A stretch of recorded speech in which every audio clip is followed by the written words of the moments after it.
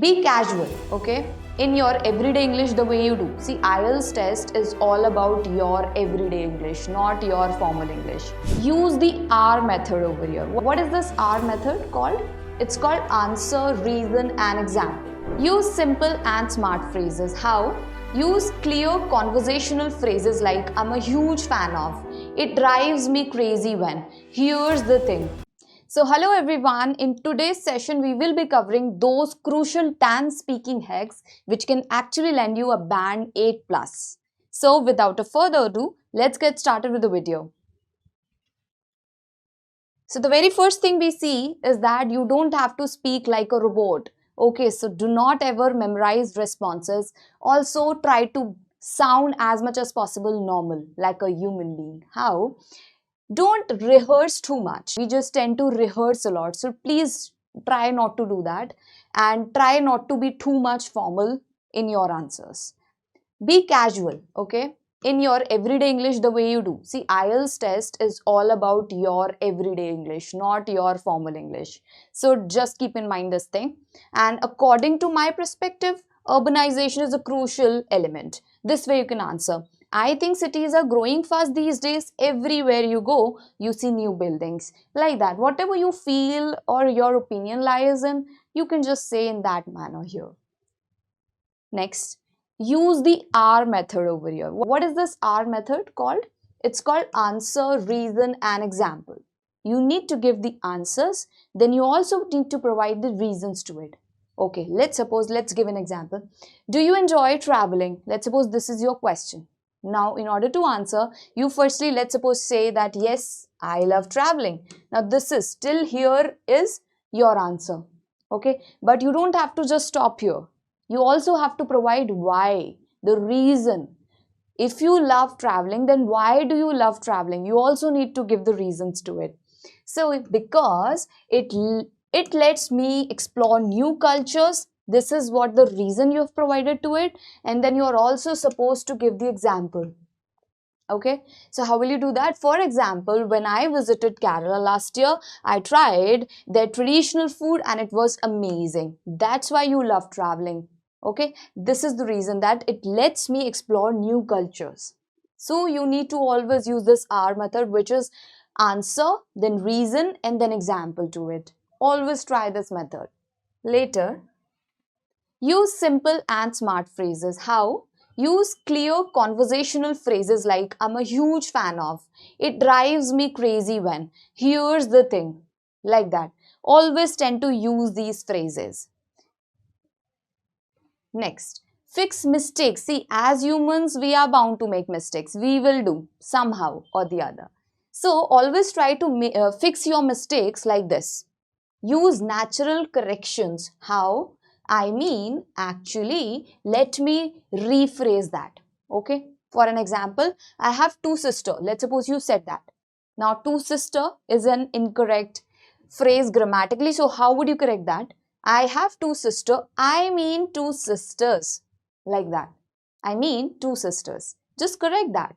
You get that, okay, that was incorrect from my side. So, you can just correct it like this by using the conversational phrases in between or connectors in between. She don't, sorry, she doesn't. She don't. If you said that, let's suppose, so you have to correct it in this manner. She don't, sorry, she doesn't, like horror movies. Next. Shadow native speakers. How are you going to do that?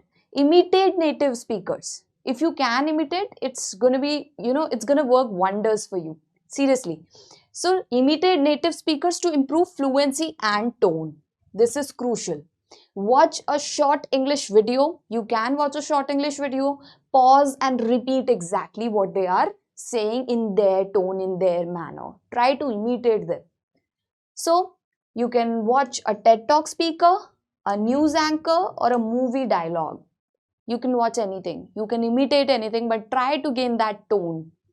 So, try saying lines from Friends. You can watch Friends, Modern Family, or BBC Learn English with the same rhythm and the emotion you have to follow.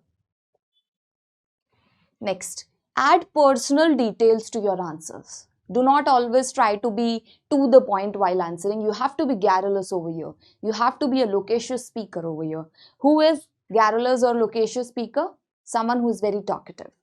So you need to add your personal details in order to expand your answers. So how will you do that? Make your answers unique with real life stories. You can add up to your answers by telling these stories, by telling more about it. I like playing sports. I play badminton every weekend with my cousins. It's our little family competitions. Like that. Okay? You can add up the details, more info around it. I recently joined a gym and started doing Zumba. It's tiring but fun. Okay, so you have not just talked about what you're doing, but also explaining why. Okay, so always try to add personal details to your answers. And then what do we have? Don't memorize answers. Never ever do that. Okay, IELTS is not about perfect answer. If you think that if you'll say the perfect answer, it's gonna be a great thing. No, it's about a natural English. How fluent you are with your answers. This is something they will be checking upon. Not how perfect are your answers. Okay. So since ancient times, education has played a vital role in society. Okay, like that. I think education is super important today. Without it, it's hard to get ahead. Like that. Normally, whatever comes to your mind, you just have to say that normally. Okay, you must be fluent in order to deliver your responses. Your flow should be efficient, effortless. Next thing is that you need to use natural fillers. What's that? Don't use silence with you just fill your silence, your pauses with or right? Whenever you think upon something, or let's suppose you forgot something, then how do you tend to react upon that? You always tend to be like that, like that. So do not make such sound. Always try to fill your pauses with these. Well, let me think. Actually, like that. So always use them in between of your answers. So let's suppose, what's your dream job? This was your question, let's say. So, I would say being a travel vlogger, I love exploring places and sharing stories. Now here, a 1 second pause before you answer gives you the time. It gives you the time and makes you sound more confident. When you take a minute's time, you tend to sound more confident. So do not be hesitant, in order to taking a pauses in between or pause in between. Just, it's totally fine. As long as you are fluent, you are thinking upon your answers efficiently. Then, treat the examiner like a friendly stranger. You have to treat the examiner like, okay, he's a friendly stranger only, not somebody who is very intimidating. Okay. So be polite, relaxed, and conversational. You need to be polite. You need to be always patient and keep on smiling like this.